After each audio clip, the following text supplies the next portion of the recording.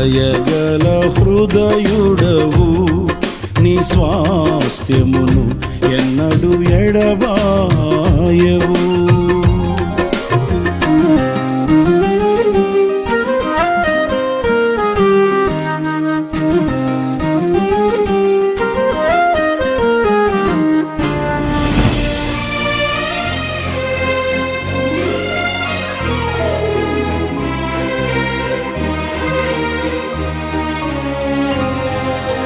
పరిశుద్ధుడా, నీ దివ్య యోచనలే నాకు ఎంతో ఉత్తమము.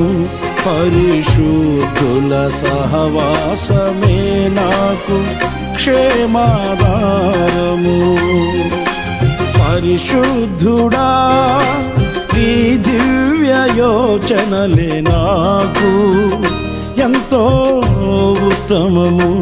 పరిశుద్ధుల సహవాసమే నాకు క్షేమాధారము.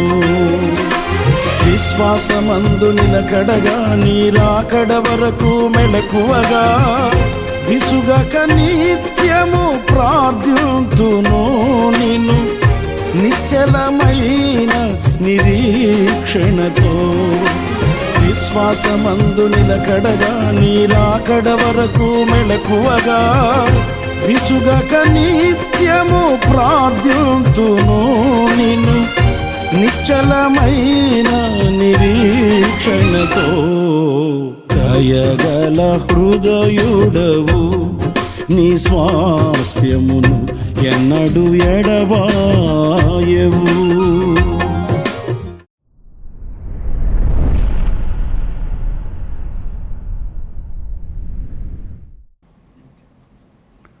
Praise the lord. ప్రభువైన యేసుక్రీస్తు నామంలో మీ అందరికీ మా హోసన్న మినిస్ట్రీస్ తరపున హృదయపూర్వకమైన వందనాలు తెలియపరుస్తున్నాను. ప్రియులారా, ఈ పూట పరిశుద్ధ గ్రంథంలో యోహాను సువార్త 1వ అధ్యాయం 12వ వాక్యాన్ని నేను చదువుతున్నాను. తన్ను ఎందరు అంగీకరించిరో వారికందరికీ, అనగా తన నామమునందు విశ్వాసముంచు వారికి దేవుని పిల్లలగుటకు ఆయన అధికారము అనుగ్రహించెను. ఇప్పుడు ఈ వాక్య భాగంలో మనం గమనించినప్పుడు మనము దేవుని పిల్లల మగుటకు అధికారం ఇవ్వబడిందట. ఎంత గొప్ప భాగ్యమో! ఎందుకంటే పాపము వలన మానవుడు దేవునికి దూరమైపోయాడు. ఇది మనందరికీ తెలిసిన విషయమే. ఆజ్ఞ అతిక్రమము వలన పాపము మనిషిలో జ్వరబడింది. దేవుని సారూప్యం చెడిపోయింది. జీవం తొలగిపోయింది. జీవోత్సవంలా మనిషి బ్రతకడం ప్రారంభించాడు. ఇది ఆరంభ దినాలలో జరిగిన సంఘటన. దేవునికి దూరమై, జీవానికి దూరమై, సహవాసానికి దూరమై ఒంటరిగా నిలిచిపోయిన మానవుని కొరకు యేసుక్రీస్తు శిలువలో తన రక్తాన్ని చిందించవలసి వచ్చింది. మండుటి ఎండలో ఆకాశానికి భూమికి మధ్య ఆయన వేలాడి ఆఖరి రక్తపు బొట్టు వరకు శిలువలో చిందించి క్రయధనమును చెల్లించి ఆయన పునరుద్ధానుడై మరల లేచి ఆయన ఆరోహణమై వెళ్ళిపోయాడు.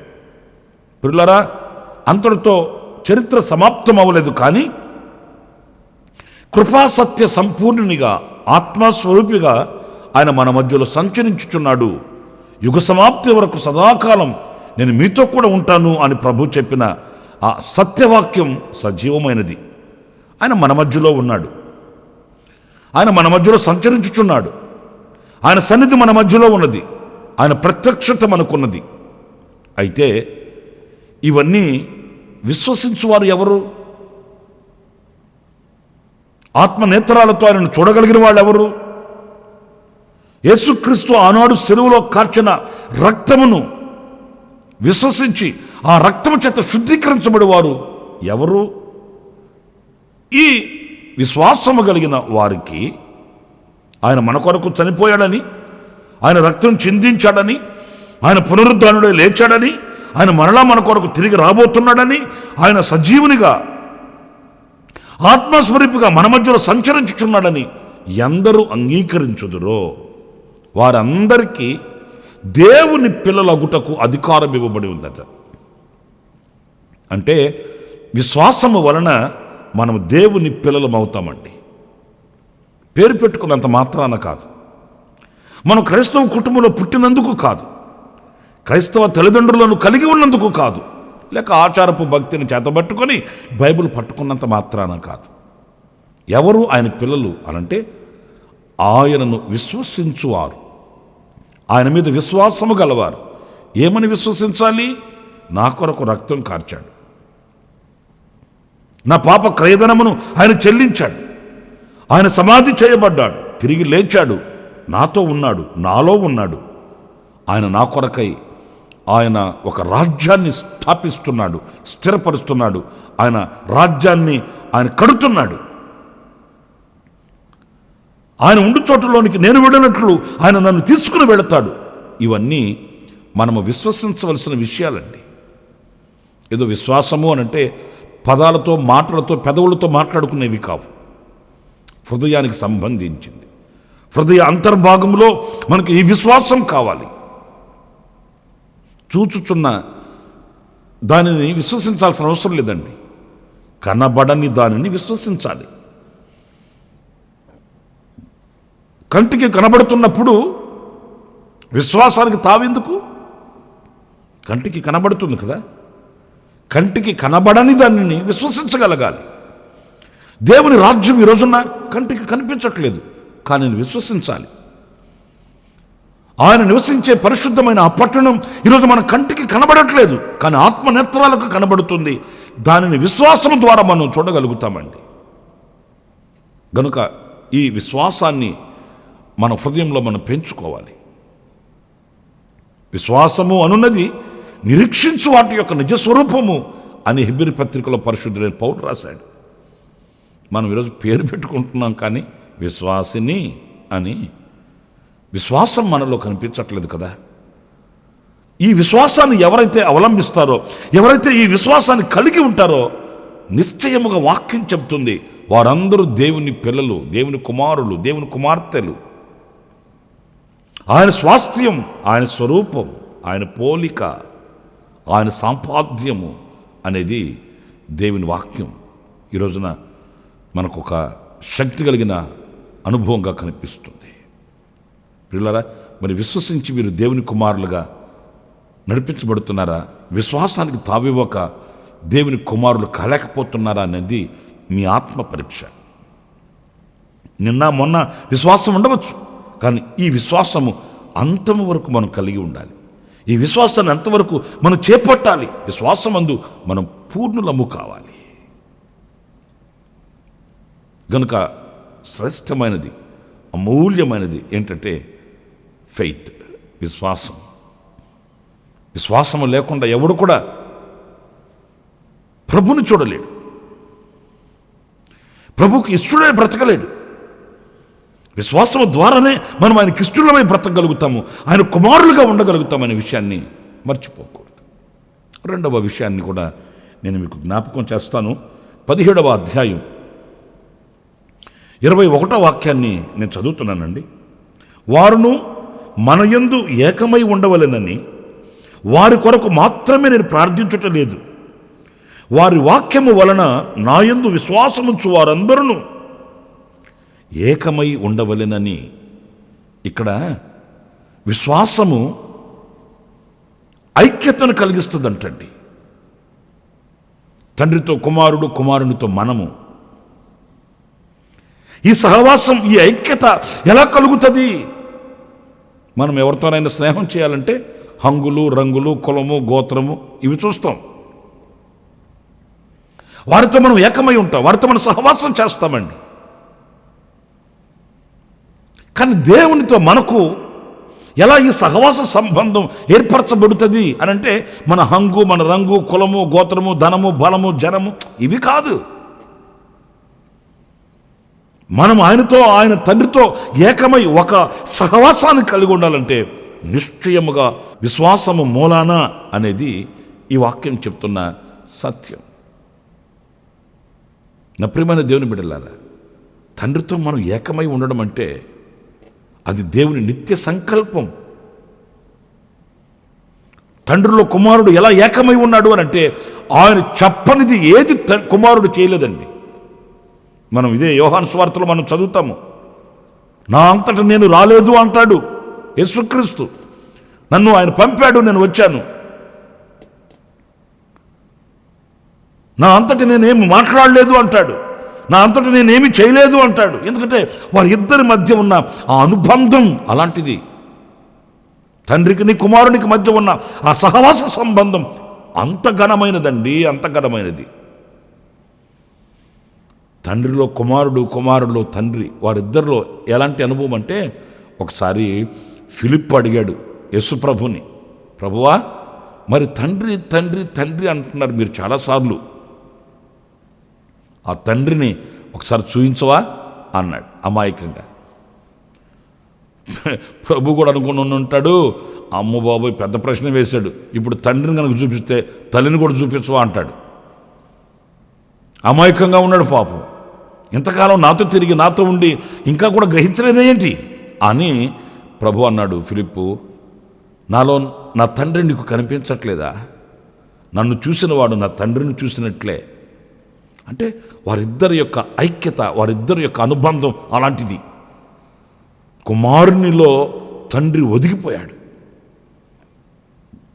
కుమారుడు చేసే ప్రతి కార్యం అది తండ్రిదే. అంటే కుమారునిలో మనం తండ్రిని చూడవచ్చు. కుమారుని యొక్క గుణగణాలన్నీ, కుమారుని యొక్క ఆలోచనలన్నీ, ఆశలన్నీ అన్నీ కూడా తండ్రివే. కట్టుచ్చినట్లుగా ఇట్టే గుర్తుపట్టవచ్చు మనం ఆ కుమారునిలో తండ్రిని. వారిద్దరూ అంత ఏకమై ఉన్నారట. మరి సంఘమైన మనం కూడా కుమారునిలో తండ్రి, కుమారునిలో మనం అలా ఏకమైపోవాలి. పరిశుద్ధాత్మనిలో అలా ఏకమైపోవాలి. తండ్రి, కుమార, పరిశుద్ధాత్మనిలో మనం లీనమైపోవాలి, ఒకటైపోవాలి.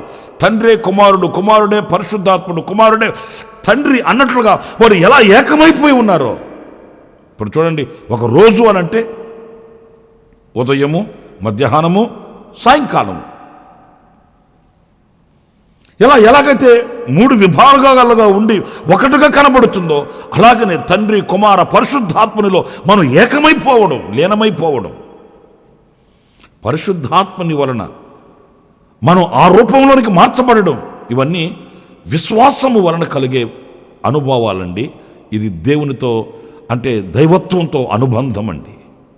విశ్వాసం అనేది తేలిక పదం కాదు. మనం మాట్లాడుకొని విశ్వాసం అనేది తేలిక పదంగా అయిపోయింది. కానీ చాలా శ్రేష్టమైంది, ఎంతో ఘనమైనది. ఆ ఐక్యతని, ఏకత్వాన్ని కలిగించే విశ్వాసాన్ని మనం కలిగి ఉండాలి, కాపాడుకోవాలి, భద్రపరచుకోవాలి. మరొక మాట కూడా నేను విజ్ఞాపకం చేస్తాను. అది రోమపత్రిక 9వ అధ్యాయం 33వ వాక్యం చదివినప్పుడు, ఆయన యందు విశ్వాసముంచువాడు సిగ్గుపరచబడడు. ప్రియులారా చూడండి, ఆయన యందు విశ్వాసముంచువాడు ఎప్పటికీ సిగ్గుపడడట. తలవంపులు కలుగుచేది విశ్వాసం. విశ్వాసము అనేది ఒక విజయానికి సంకేతం అండి, సోపానం అండి. మరి ఈ విశ్వాసాన్ని మనం కలిగి ఉండకపోతే మనకు ఎలా జయం కలుగుతుంది? విశ్వాసము వలన మనము జయముతో ముందుకు సాగుతామే కానీ సిగ్గుపడమండి. విశ్వాసము ద్వారా రాజ్యాలు జయించారు మన పితరులు. విశ్వాసం ద్వారా గొప్ప కార్యాలు చూడగలిగారు మన పితరులు. ఈ రోజున అలాంటి గొప్ప కార్యాలు మనం చూడలేకపోవడానికి గల కారణం ఏంటంటే విశ్వాసం మనలో లోపిస్తుంది. దేవునిపై ఆనుకోవడం మనకు అరుదైపోతుంది. దేవునిని నమ్ముకొని అడుగులు వేయడం ఈ రోజున కష్టతరమైపోతుంది. ప్రియులారా, విశ్వాసం కలిగిన వ్యక్తి సిగ్గుపడడు. ఈ పోరాట పటిమలో అతనికి జయము కలుగుతుంది, ఘనత కలుగుతుంది. కానీ ఎప్పుడు విశ్వాసం నవ్వుల పాలు చేయదండి. వర్షాలు లేవు, అంతలో కొంతమంది స్త్రీలంతా మాట్లాడుకున్నారు. మనం ఏకాంతంగా కొండ ప్రాంతానికి వెళ్ళి ఏకాంతంగా మనం ప్రభు సన్నిధిలో ప్రార్థన చేసి వద్దాం. ఎందుకంటే వర్షాలు లేక కరువు వచ్చేస్తుంది దేశానికి. మనం ప్రార్థన చేద్దామని కొంతమంది ప్రార్థనా వీరులైన స్త్రీలు బయలుదేరి వెళ్తున్నప్పుడు ఆ చిన్న పాప, ఒక పాప వాళ్ళని అడిగిందట, నేను రావచ్చా అలా అని. వాళ్ళు అన్నారు, తప్పనిసరిగా తీసుకెళ్తాం నిన్ను అని రమ్మన్నారు. ఇక ఆ ప్రార్థనా వీరులైన స్త్రీలతో ఈ పాప కూడా బయలుదేరి వెళుతుంది. కానీ ఆశ్చర్యం ఏంటంటే ఈ పాప చేతిలో గొడుగుందండి. వాళ్ళు పక్కున నవ్వారు. వర్షాలు లేక 2-3 సంవత్సరాలు అయిపోయింది, మేము ప్రార్థన చేయడానికి వెళ్తున్నాము, మరి నీ చేతిలో గొడుగెందుకు, వర్షం లేవు కదా అట్లా అంటే ఆ పాపనిందట, మనం ఆరాధించే దేవుడు ప్రార్థన ఆలకించువాడు. మనం ప్రార్థన చేయడానికి వెళుతున్నాం, మన ప్రార్థన ఆలకించు దేవుడు మనకు వర్షం ఇస్తాడు కదా, మరి వచ్చేటప్పుడు తడిచిపోతాం కదా, అందుకే గొడుగు. అందరూ పక్కు నవ్వుకొని చిన్న పాప కదా తెలియదులే అనుకొని వెళ్ళారు. వాళ్ళందరిని బట్టి కాకపోయినా ఆ చిన్న పాపలో ఉన్న విశ్వాసాన్ని బట్టి దేవుడు వాళ్ళు తిరిగి వచ్చేటప్పుడు మోపైన వర్షం ఆ గొడుగు వేసుకొని ఆ పాప తడవకుండా వస్తున్నప్పుడు ఆ మిగతా వాళ్ళంతా సిగ్గుపడిపోయారంటండి. మనమంతా ప్రార్థన చేస్తున్నాము, కానీ ఆ చిన్నపిల్లలో ఉన్న విశ్వాసం మనకు లేకపోయిందే. ఆ చిన్నపిల్ల హృదయంలో ఉన్న విశ్వాసం మనకు లేకుండా పోయిందే. ఆ పాప ఒక్కటే గొడుగు వేసుకొని శుభ్రంగా ఇల్లు చేరింది, మిగతా వాళ్ళంతా తడిసిపోయారంటండి. మీరు ఆలోచించండి, మనం ప్రార్థన చేయడం మాత్రమే కాదు, మొరపెట్టడం మాత్రమే కాదు, మనం ఆలోచించడం మాత్రమే కాదు, మన భాషకి విశ్వాసం జోడి కావాలండి, మన ప్రార్థనకి విశ్వాసం ఏకమవ్వాలండి. అప్పుడే మనం సిగ్గుపడమండి. నా ప్రియమైన దేవుని బిడ్డలారా, ఇలాంటి విశ్వాసం కలిగి ఉన్నప్పుడు మనం తల ఎత్తుకొని బ్రతకగలుగుతాం. గనుక ఈ విశ్వాసం యొక్క ప్రాముఖ్యతను గ్రహించి,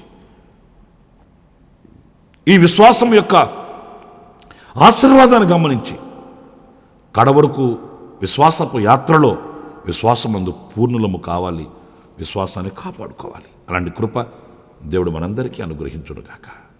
తరలు ఉంచండి, ప్రార్థన చేసుకుందాం. కృపా సత్య సంపూర్ణుడ జీవాధిపతి, మీకు వందనాలు నాయన. విశ్వాసము ద్వారా మీ పిల్లలు అగుటకు అధికారాన్ని ఇచ్చావు. ఆ రీతిగానే విశ్వాసము ద్వారా ఏకమవుతామని, మీతో కలిసిన ఏకత్వంలోనికి మేము రాగలుగుతామని మేము చూడగలిగాము. విశ్వాసము ద్వారా మేము తల ఎత్తుకొని బ్రతుకుతామని, విశ్వసించువాడు సిగ్గుపడడని మీ లేఖనాలలో మేము గ్రహించగలిగాము. ఆ రీతిగా విశ్వాస సంబంధులమై విశ్వాసాన్ని కాపాడుకుంటూ అంతము వరకు ఈ యొక్క ఆత్మీయ పోరాటంలో మేము ముందుకు సాగడానికి మీ కృప మాకు సమృద్ధిగా అనుగ్రహించమని మమ్మల్ని మీ చేతులకు అప్పగించుకుంటున్నాను. ప్రభువా, ఈ దినమంతా మీ బిడ్డలకు విశేషమైన కృపనివ్వండి.